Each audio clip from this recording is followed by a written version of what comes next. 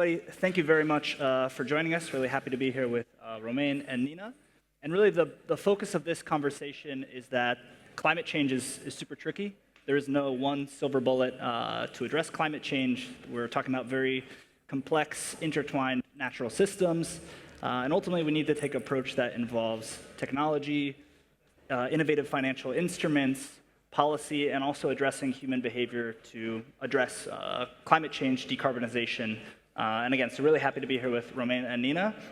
We have a lot that we want to touch on. We had a talk before this. We're going to try our very best to try to be specific, to try to be positive. There's a lot of climate doomsday narrative going on out in the world, and so we're going to try to focus on where can we actually make strides and improvement. So we'll start off first with introductions. Happy to kick things off. So my name is Summit Rosenberg. I'm a senior associate at Compass Ventures. We're a European venture fund that's based out of Copenhagen, but offices in Amsterdam, Berlin, and in Barcelona. And really, we are looking at traditional physical industries like manufacturing, energy, supply chain, the built environment.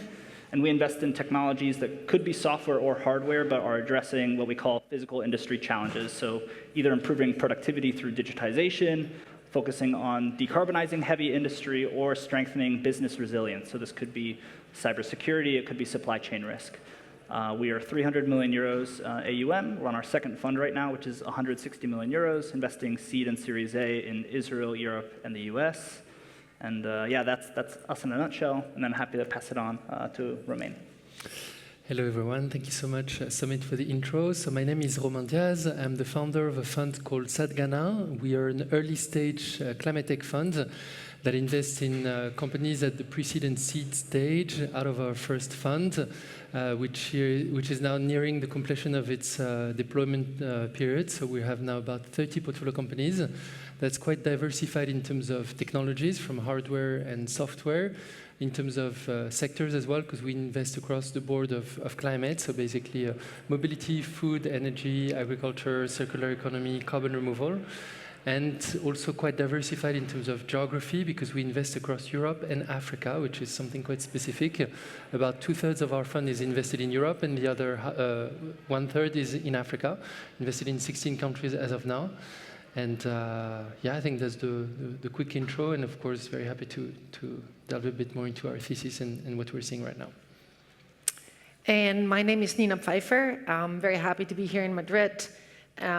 My career kind of spans from financial institution background into more impact, and particularly circular economy. So I represent Spin Ventures and Spin Capital, which we operate with a very, I would say, specific systemic mandate. We're trying to move the 30 trillion consumer and retail sector from linear take, make, dispose, which I'm sure you're kind of familiar with words, model, to regenerative infrastructure. We're going to talk more later with Summit, but we at Spin don't really believe in one single bullet or something what we're going to discuss today here. We have built a house of circularity, which is open innovation engine, where we aggregate everything from biotech and hardware to AI-driven solutions. And my role is as I would say, as a financial architect. I'll dive a little bit more this later, but I focus on structuring the capital stack. From everything from early stage ventures to later on to the growth capital, and looking at the solutions, how to actually integrate into global supply chains. So as we said, we're not just betting on the startups, we're building the infrastructure that makes circularity, hopefully, the most profitable way to do business. But we'll debate that in a second. Great. Thank you both. So, Romain, I would love to kick it off with you. Romain just wrote and posted a really interesting piece about broadening what we usually talk about in climate tech. It's carbon, carbon, carbon, carbon. But that's only one really small piece of the pie. And so, again, Romain wrote a really interesting piece around a broader Earth tech thesis. So we'd love if you could maybe kind of spell out what were the main points of that article and how that's really impacting the strategy of the fund and the types of opportunities you're looking at more broadly. Yeah. So indeed, so we've now been investing for about 6 years, and I think if you've been in the ecosystem for a few years, you probably have seen that there's been quite a wave of climate tech a couple of years ago, and it was all the rage, and we There was a real momentum around climate tech, and in the past, let's say, year or two, and some elections on the other side of the Atlantic and so on, has given a different vibe to the ecosystem. And so I think for a lot of investors that were investing in climate tech, it has forced us to position ourselves either to keep doing the same, or for many investors to shift away from climate. We've seen it over and over again, that it's less trendy, and then people go to do AI or defense or things that are completely different from climate. Or some others that really want to remain focused on this space. But of course, we don't want to be naive, because there is a shift of capital, there is a shift of vibes, and there is a shift of interest, LP mandates, founders, etc. We cannot ignore the reality of what's happening right now. And so for us, we've thought very deeply about what that means for us. We're an impact fund that tries to reconcile both financial returns, because we have financial LPs and commercial LPs, and impact at the same time. And what we've been seeing for the past 6 years is that the opportunities that were coming on our desk were, of course, very focused on carbon emissions, because there's been a lot of momentum around net zero targets, around talent, around climate tech in general, about carbon emissions, etc. But more and more what we've seen is that there were a certain set of companies that were addressing environmental impacts beyond specifically the carbon column. And what I mean by that is that some of you, or most of you, might be familiar with the framework of the planetary boundaries. And among this framework, one of the boundaries is, of course, climate change, but there's 8 other boundaries that are not so much addressed by carbon emissions or climate tech specifically, and that touches on biodiversity, on pollution, on water, on soils, on nitrogen and phosphorus cycle, etc. And beyond just the framework, we've also seen in our portfolio and our deal flow that many companies were addressing such environmental topics. And so at some point, we decided that we had to find a new label, a new name for these companies that were going beyond carbon emissions, yet still focused on profitability and environmental sustainability. And that's how we came up with this framework of Earth Tech, which encompasses other environmental metrics, while doing so in a way that is still profitable, resilient, and all the other topics that still require us to do companies that are bankable and financeable. Happy to delve more, but I think I'll leave it here for now. Super. That was great. And one thing you touched on, which for me has been really top of mind lately, is that there's a really, I think, interesting discussion that's happening around climate right now, and this repositioning of the narrative. And I think a lot of areas in climate are really struggling, while others are being positioned as, again, resilience, national security, being impacted by what's happening in geopolitics right now with trade wars, physical wars, impacts on the flows of energy and critical minerals. So while some areas of climate are struggling, others are kind of becoming sexy, I guess, to like a lot of VCs who never looked at these spaces. Again, ton of financing going to things in nuclear and geothermal, looking at baseload power that's needed for AI infrastructure.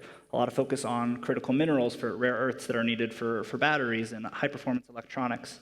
So I'm curious from both of you, how is that like impacting the conversations you're having with founders, with LPs, and overall how you're kind of thinking about this narrative shift? Happy to start with either of you on that. Sure, happy to take this on. So I think when we're looking from, you're right, in the climate space, there is multiple level of discussions, right? And I think if you look at the impact investing, and then particularly climate investing over the last, let's call it 5 years of post-COVID, it started with, oh, we all have to be do-gooders, and it was seen more as a concession capital at the beginning, which I think post-COVID that really boomed. But I think to a certain degree also, it boomed a bit too much when it went to extreme, when pretty much everyone from renewable energy kind of crossed the renewable energy funds, making them all climate. And also to the other extreme, when 5 years ago, defense was unimaginable to be part of the impact, and now is one of the main players as well for obviously geopolitical and various reasons. So I think we're working in a very fast-paced or changing environment where we're obviously trying to chase the solutions. But if I look at it from, let's say, a spin perspective, we don't believe there is one single bullet, and I think we have spent too long for the last 10 years trying to find that magical technology that would actually clean the atmosphere, put us back. I think for us, the main point is the aggregation of the solutions, aggregation of technologies, aggregation of collaborations with different funds, like what you guys have just pointed out, because I think it's the multiple strategies that are going to work. So we, particularly in the case of House of Circularity, or in our, let's say, also financing stack, we're looking to support multiple solutions in technology, multiple solutions in AI solutions and biotech, so creating the whole infrastructure, because I think that is really what might move the needle, and also making it, as we say, more or less profitable. And one of the big things we kind of keep talking about it, there's a lot of discussions even at the conference here where it's all about the offsetting, right? We try to turn this around and try to do insetting, so something that doesn't even have to be offset in the first place. So that's something which, Romain, you put really well in your Earth article. And I think it's exactly the framework of Romain's point that he can kind of share was right. But I think this is where we have to put this infrastructure, right, and the proper capital behind it. Super. Romain, anything to add? Yeah, happy to add to this. I think what we are also seeing in our portfolio is that, of course, there's this, I call it vibe shift, that climate is maybe less cool and so on, or less trendy, but what we see is that many of our portfolio companies actually have tailwinds from the current context, whether it's on energy security. Of course, solar is still the very cheapest energy source today. Long duration energy storage, and many other companies actually have tailwinds. Some of them do have headwinds because of the current context, but most actually have headwinds. And what we try to do, as we are currently raising our second fund, is to reposition our thesis still on climate and sustainability and everything I've touched upon earlier, but really showing that there is a clear overlap between sustainability and the immediate economic imperative and geopolitical context. And there's quite a big subset of opportunities that are really at the intersection of both.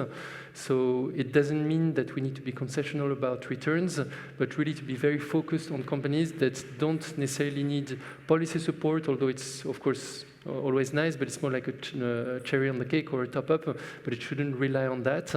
But we should really focus on companies that have a tailwind regardless of the current geopolitical context.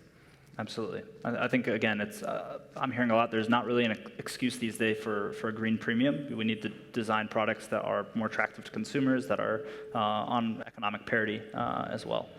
So I promised we would talk about some good things, some specifics. And I would love to turn it over to you, learn a bit more about kind of your guys' thesis on circularity, maybe some of the specific value chains that you look at, and maybe if there's any portfolio companies or technologies maybe you could speak to that kind of make this more tangible for the audience.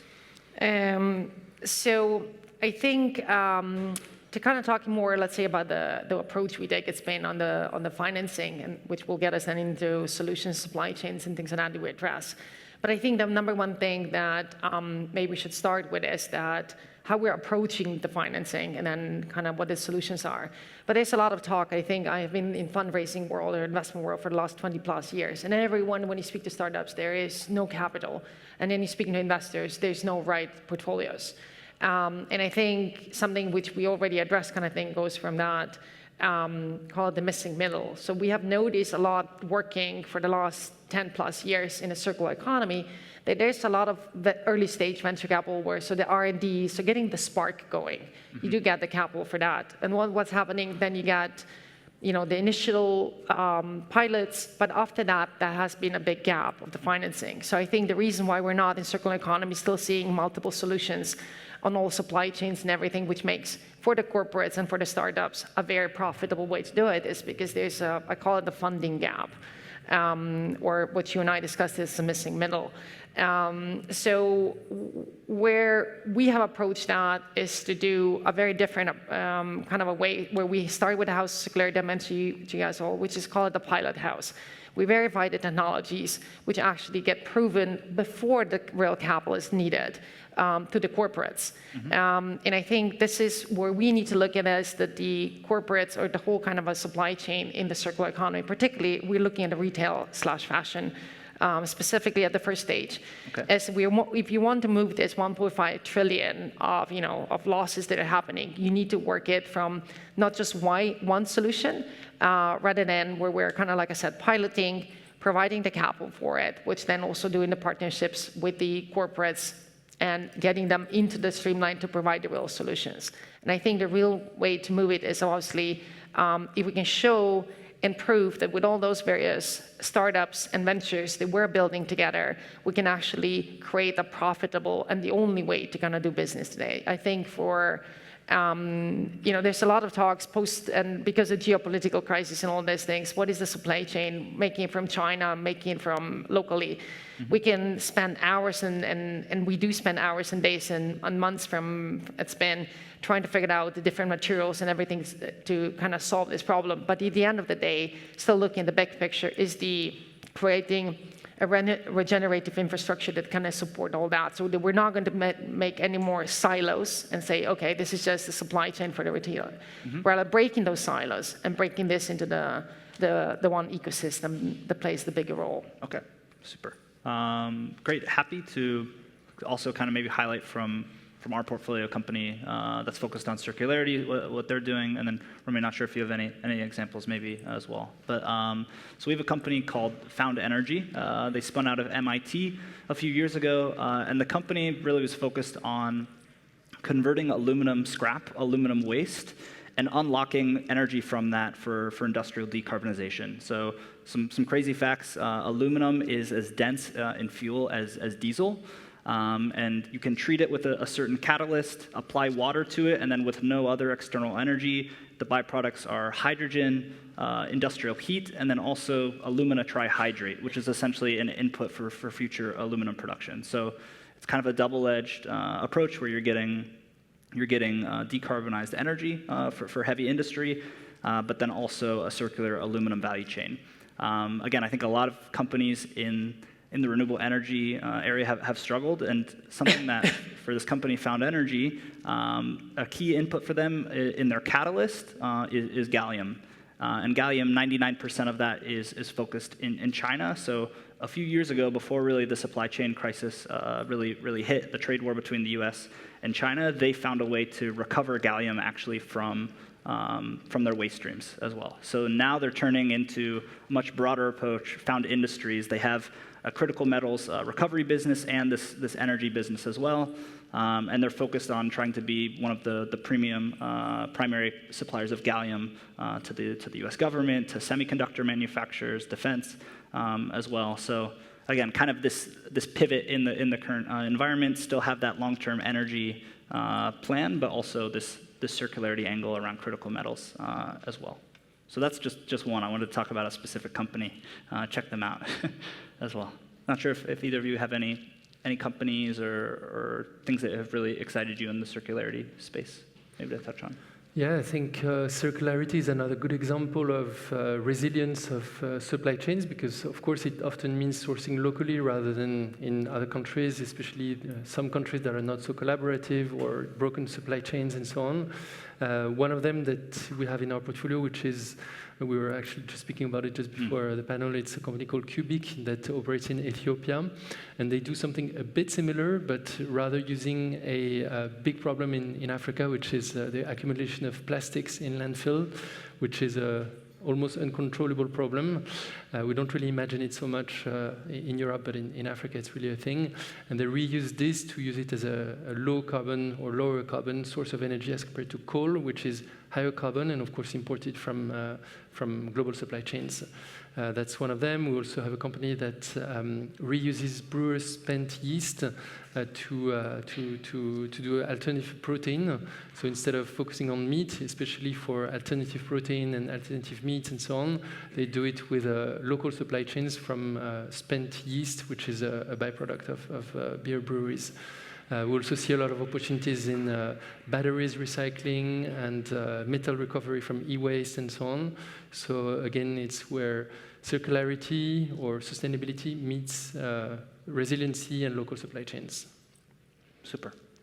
Yeah, we have many, and I shouldn't look at my co-founders. They're also the ventures. They're going to speak more about it. But I really particularly, let's say, I would like to point out one of them that we work with, which is the BioFluff. It's a company that actually addresses everything that's made out of pleach, or let's say the furs and things like that are usually made out of plastic and, let's say, Chinese material. They are using the natural created materials, be that from linen and the cotton things, or actually going even further when it's significantly produced be that from the ocean materials, things like that. They are now definitely taking the world, I would say, with creating the basic materials produced for like I said, for the fur. But where I was really impressed is they're attacking the toy market. So, for example, you having a 2-month-old, you'll know that everyone gives you these pleach rabbits. That couldn't be more plastic in there, I think, that none of us is even aware of it. And the excitement is that there is actually a solution for that. So this is where, for example, in case BioFluff is going directly. Or we're also working with a very different company that is, for example, talking about the supply chains, and something that came out where they're creating a kids' headphones, and they're made actually in Hackney in London. And the idea is there, where it's all done with the 3D printers, with local materials, we can actually, the kids have to build the whole headsets by themselves again, once they get it home, which is, I think, a little bit of different than just having a plastic approach. And the second thing is that you can then replace every little bit. I mean, as you guys know, kids break everything, and the thing is then not necessarily everything for the garbage, rather than you can replace, you send it back, they redo this plastic part and send it back. So finding solutions like that, and I think finding with the ventures, that's just first 2. And now that I speak, of course, then that little 7 kind of come up. But I think this is what gives me personally the hope for the circular economy, and for, like, call it about the climate, because there's so many interesting solutions, from people creating things, the leather out of the grape seeds, to creating 3D printers with headphones that are made right next door. And those guys are, for example, also making all the shelves for the Marks and Spencer stores we used to be making in China.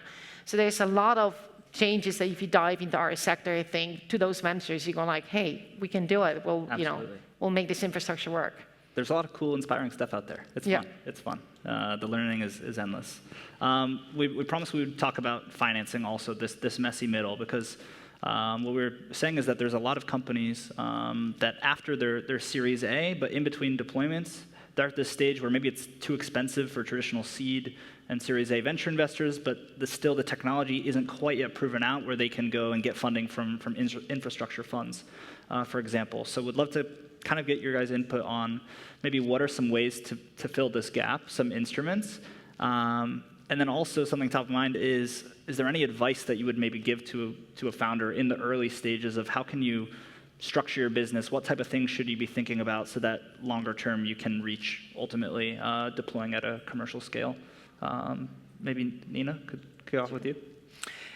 So yes, I went ahead of the topic a little bit already, kind of a thing. But for me, the passion is about exactly that missing middle. And I think we have focused in the last, pretty much from the origination of the whole thing, at the capital stack. I start talking about it where I think you're not going to get just a certain capital, just let's say Series A or Series B kind of working. I think we have to start looking at the vertically integrated loop, even in the financial world. And I call myself, call it financial architect, but in one way, it's almost more a translator, because I think if you're dealing with the startups and the ventures, you understand and hear their problems, and you know exactly where their capital is needed.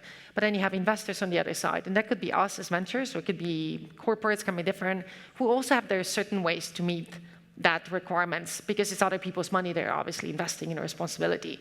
And I'm usually there in between, where I understand what the developers or the entrepreneurs kind of require. And I think what we see is that the famous word, the capital stack, where you start necessarily, well, let's say, with more concession capitals. There's a lot more out there than it used to be, I think, which then goes, or foundation money or grants and things like that, which then kind of leads you into more of a early stage and middle stage VC money. This is something where we particularly want to focus on and play, because I think the tickets between fund 5 to 15 is exactly what you said, are sometimes the hardest to come by, but that's almost the most necessary, in my view, personally and experience-wise, where the company, excuse me, go from a pure pilot let's say, one or two clients going actually to the growth stage. And then I think then again, in the growth category, you have quite some capitals that are, so some capital providers that can do it. So we want to fill in this gap, but doing it and financing opportunities, there is also, I would encourage the entrepreneurs to look out, because that is not just the ventures and let's say the spend that we try to do it from the whole kind of a vertical integration. There are various providers now, which you have the famous SAFI, the Sustainable Financing Solutions with Future Impact, as they call it. You have different climate platforms right now where you can kind of act as your future off-taker, and you can get the capital in a different way. They are, I don't know, Open Road Alliance, which provides, for example, when you already got the investment, but it's still going to take you 6 months to do it, to finance that kind of, let's say, again, the missing gap of the capital. So I think the market, too, is becoming a lot more innovative in how they're financing. And I think I would advise to both sides to be more open-minded and look for the strategies, because I think the blended finance, and the names are, and patient capital, it's all kind of things that we have thrown out there. But my view is really that if you're an entrepreneur, you really have to first understand what are your capital needs. And you got to know this by yourself, kind of working on it. Yeah. Then I think the capital on the market can provide that. And, like we are one of them, particularly for circular economy, you're going to be out there trying to fit that gap on the larger scale. Absolutely. Kind of living to leave it there. But you guys are doing a very similar thing, this missing gap, which is much needed, particularly your focus on emerging markets, I think, Romain, which is critical. Super. Yeah, I would just say that I think it's never too early to start thinking about it and start talking about it. Even if you're not going to need project financing for another 5 years, start having those conversations now to understand what are they expecting, and then building your cap table over the next few rounds so that it makes sense.